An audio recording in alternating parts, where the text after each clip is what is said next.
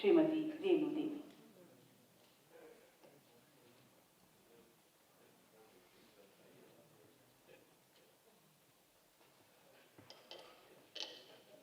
आज के जन जीवन हरियाली अभियान के अध्यक्ष आदरणीय मंत्री श्री विजय चौधरी जी,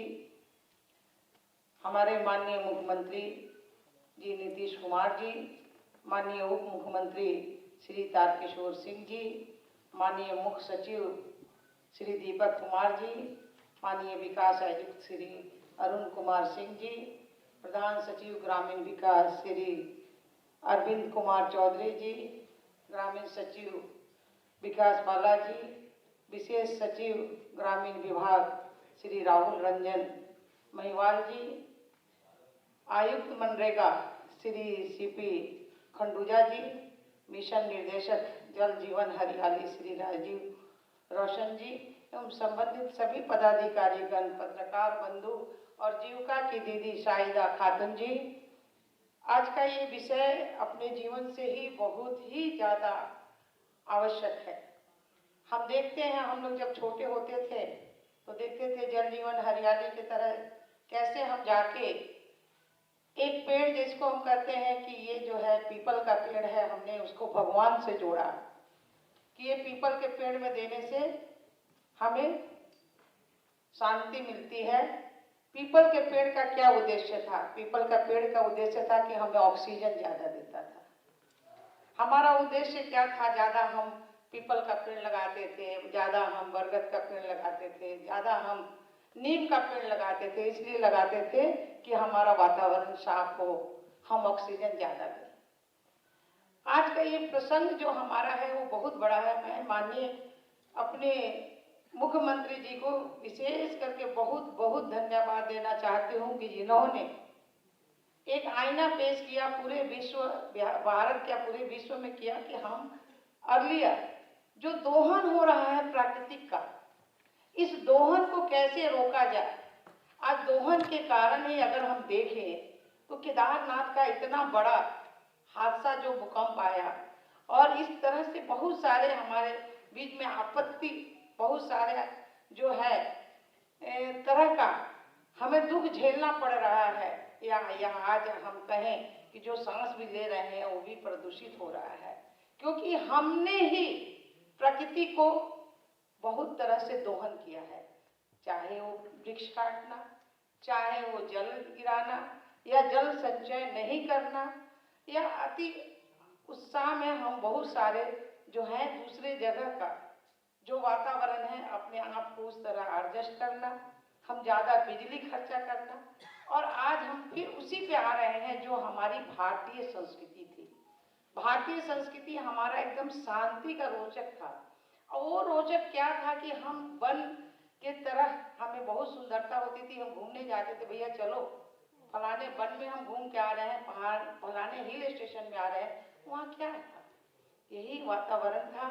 कि वन पर्यावरण को संरक्षित करके रखा गया था। और आज हमारा जनसंख्या बढ़ रहा है, हम पेड़ों की कटाई कर रहे हैं, और आज क्या हो रहा है? जनसंख्या बढ़ने के बाद में हमारा कहीं ना कहीं हम पृथ्वी का दोहन कर रहे हैं। तो सबसे पहले हम सभी लोगों को जो आज हमारे बड़ी विस्तृत विचार अपने हमारे विभाग के अधिकारी दे रहे थे, तो जन भागीदारी में हम सभी लोगों की आवश्यकता है। और जन भागीदारी में जो जन प्रतिनिधि हैं, जीविका बहन ने बड़ा अच्छा से, उन्होंने सबसे नीचे के स्टेज में जो महिलाओं के साथ में काम कर रही हैं, उस तरह से हमें हर विभाग से, अपने हर जगह से और जन भागीदारी में हर एक आदमी को जोड़ना होगा, तभी हम जल जीवन हरियाली को और ज़्यादा हम उत्कृष्ट बढ़ा सकते हैं। और आज जो हमारी सिंचाई के तरीके हैं या सिंचाई का जो हम काम करते हैं, हमें उसमें टपकन का भी सिंचाई का ज़्यादा उपयोग करना चाहिए कि हम पानी कम से कम खर्चा कर सकें और हम अपना जो है जैविक खेती कर सकें। हम उस तरह का उर्वरक खेती नहीं करें, उसके लिए भी हमें आवश्यकता है जागरूकता करने के लिए। मैं अपने माननीय मुख्यमंत्री जी को भी बहुत ही हृदय से धन्यवाद देती हूँ, अभिनंदन करती हूँ कि उन्होंने अभी जो जलवायु परिवर्तन हो रहा है उसके ऊपर भी उन्होंने चिंता की और चिंता करके बिहार में आज जो कार्यक्रम हमारे चल रहे हैं और आगे होने वाले हैं, जो हम सभी मिलकर करने वाले हैं, मैं माननीय मुख्यमंत्री जी को से आग्रह भी करूंगी और कि हम सभी सभी हम विधायक अपने सारे विधायकों को भी इस तरह से और जनप्रतिनिधि जो नीचे के जनप्रतिनिधि यहाँ तक कि वार्ड सदस्य को भी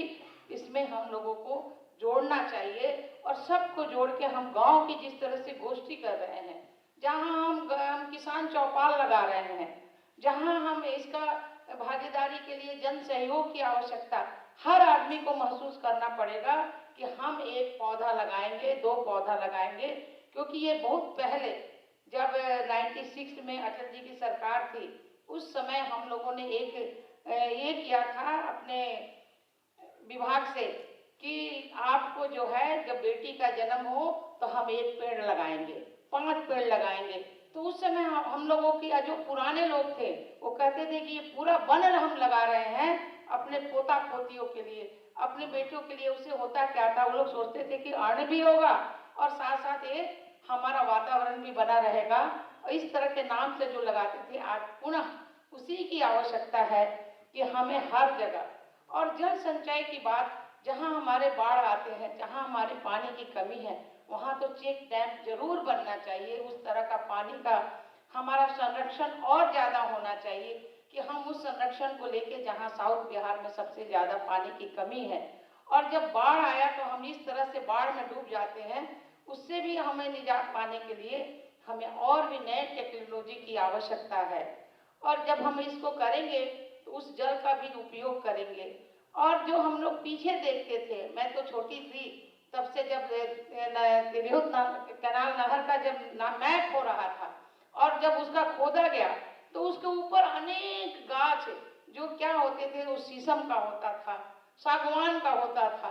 जो एक डिपार्टमेंट को पैसा भी मिलता था उस नहर पर पैन पर जो गाछ लगे होते थे। और एक चौकीदार वो डंडा लेके घूमते रहता था कि कोई उसको जो है काटे नहीं, टोटे नहीं। हम लोगों ने महसूस किए थे। तो ऐसे जगह जहाँ खाली पड़े हुए हैं वहाँ भी हमें लगाने की आवश्यकता है जल संचय। और निश्चित रूप से आम भागीदारी, जब शुरू होता है कोई काम तो लोग सोचते हैं अरे ये तो सरकारी काम है, लेकिन जब वो आम भागीदारी में, जन भागीदारी में जब कन्वर्ट होता है तो अपना समझ के सारे लोगों को काम करते हैं। तो आज हम सभी को प्रण लेना पड़ेगा कि हम सभी लोग जो जहाँ हैं, या अधिकारी हैं, पदाधिकारी हैं, हम जनप्रतिनिधि हैं, हम सभी लोगों को संकल्प लेना पड़ेगा कि हम जहाँ भी जाएं जन भागीदारी की बात करें और उस भागीदारी के साथ में हम बिहार को सबसे परम दिखाएं कि हाँ भाई हमारा जो काम है, जो सबसे पहले हमने शुरू किया है, और हमारे मुख्यमंत्री का जो सोच था, जो आज परिवर्तन होने वाले में, उसके लिए भी, जल परिवर्तन के लिए भी उन्होंने जो सोचा है, इस जन जीवन हरियाली अभियान के तहत इन्होंने जो काम किया है, उनके लिए मैं हार्दिक अभिनंदन और धन्यवाद करती हूँ। जय हिंद, जय भारत। बहुत बहुत धन्यवाद, आभार माननीय उप मुख्यमंत्री महोदया श्रीमती रेणु देवी जी का। और अब संबोधन के लिए मैं आमंत्रित करती हूँ